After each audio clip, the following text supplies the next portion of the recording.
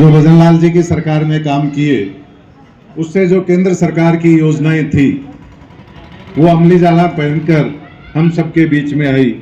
एआरसीपी के बारे में काफी कुलदीप जी बता गए, लेकिन मैं ये कहना चाहता हूं कि पिछले 5 साल में इस ईआरसीपी का ई भी नहीं लिखा, कागज पर भी नहीं लिखे गए, नहीं तो आज ये पानी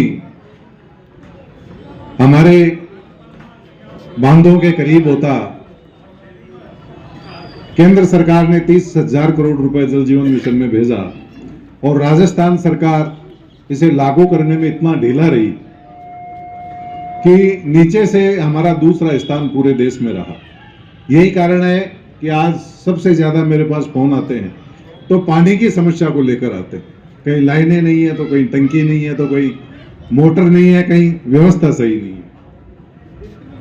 तो अव्यवस्था का नाम कांग्रेस सरकार थी। अब आप और हम सबको ये सोचना है कि हमें किस पार्टी को चुनना है। एक ऐसी पार्टी जो पूरी दुनिया में सबसे बड़ी पार्टी है और उस पार्टी का मुखिया दिन रात मेहनत करते हुए भारत माता का मस्तक पूरे विश्व में ऊंचा करता रहे। उनका नाम नरेंद्र जी मोदी।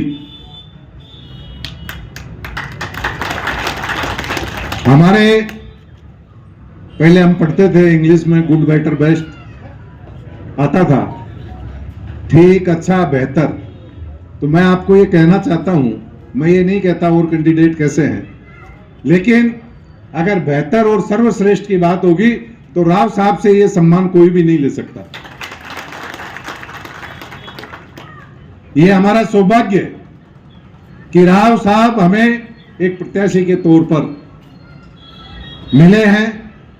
इससे पहले राव साहब ने अपनी श्रेष्ठता का लोहा एक श्रेष्ठ विधायक के रूप में हमारी विधानसभा में हमेशा मनवाया है। अपनी कार्यशैली का नमूना विधानसभा को ज्यादा समय चलाकर विधानसभा अध्यक्ष के रूप में दिखाया। अब हमें कैसी सरकार चाहिए? एक तरफ सर्जिकल स्ट्राइक करने वाली सरकार और दूसरी तरफ जेलों में बिरयानी खिलाने वाली सरकार। हर छोटी मोटी घटना पर पाकिस्तान से मिमियाने वाली सरकार। कैसी सरकार हमें चाहिए? हमारे नौजवान जिन सरकारों में जम्मू और कश्मीर में पत्थर खाते रहे, ऐसी सरकार हमें चाहिए या ऐसी सरकार चाहिए जहां हमारे सैनिक को देखते ही आज जम्मू कश्मीर में हर हाथ सैल्यूट के लिए उठते?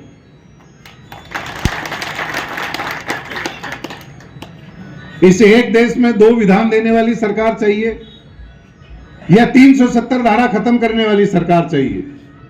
इस राज्य में पेपर लीक करने वाली सरकार, जिस सरकार के 5 साल में 19 पेपर हों और 19 में से 17 लीक हो जाएं और 2 की खबर नहीं आई, पता नहीं वो भी हो गए होंगे, या ऐसी सरकार जिसने 3 परीक्षाएं की और कोई भी पेपर लीक नहीं हुआ?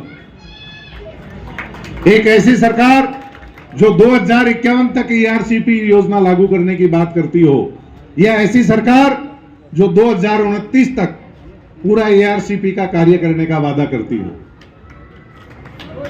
भारत को 11वें नंबर से 3रे नंबर पर लाने वाले प्रधानमंत्री मोदी जी, आने वाले समय में भारत बहुत तेजी से बढ़ रहा है, ये हम एहसास करते हैं क्योंकि मैं एक व्यापारी भी हूं और मुझे पता चलता है कि बाजार में किस तरह हर चीज की डिमांड बढ़ी हुई है। आज कार खरीदने जाओ तो कार नहीं मिलती।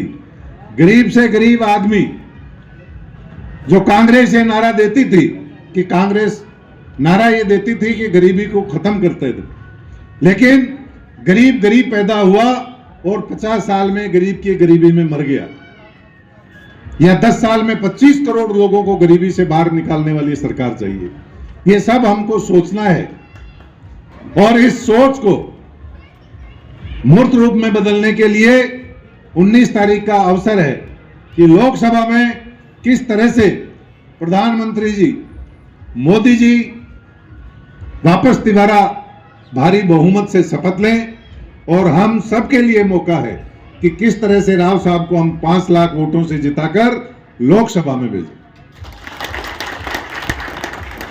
यहां सभी समाजों के प्रमुख व्यक्ति बैठे हैं, प्रमुख लोग बैठे हैं और बगैर भाव कोई आता नहीं। आजकल बहुत व्यस्तता का समय है, सब लोग आए हैं राव साहब के व्यक्तित्व को, मोदी जी की बात को स्वीकार करने के लिए, आपको समर्थन देने के लिए आए हैं। नारायणपुर हमारा गांव है और पहले जब बच्चे थे तो रोज ही नारायणपुर आते थे साइकिल लेके, और शायद हमारे मित्र इतने ज्ञानपुरा में नहीं है जितने नारायणपुर में। हर परिवार से नाता है, हर व्यक्ति से घर जैसा रिश्ता है, हर आदमी या तो कोई बड़ा भाई लगता है, कोई छोटा भाई लगता है, कोई काका है, बाबा है, या सबसे पारिवारिक भाव के रिश्ते हैं। हमने वादा आपसे किया था, यहां आज 4-5 महीने पहले हंसराज हमारा भाई बैठा था जिसकी एक आंख गुंडों ने फोड़ दी थी। आप सबको ध्यान है। आज मेरा किसी भी पुलिस वाले को मैं फोन करता हूं तो ये कहता हूं कि चाहे अपराधी कोई भी हो, उसे अंदर फिट करो और उसके फट्टे उड़ाओ ताकि वो वापस बदमाशी नहीं करे।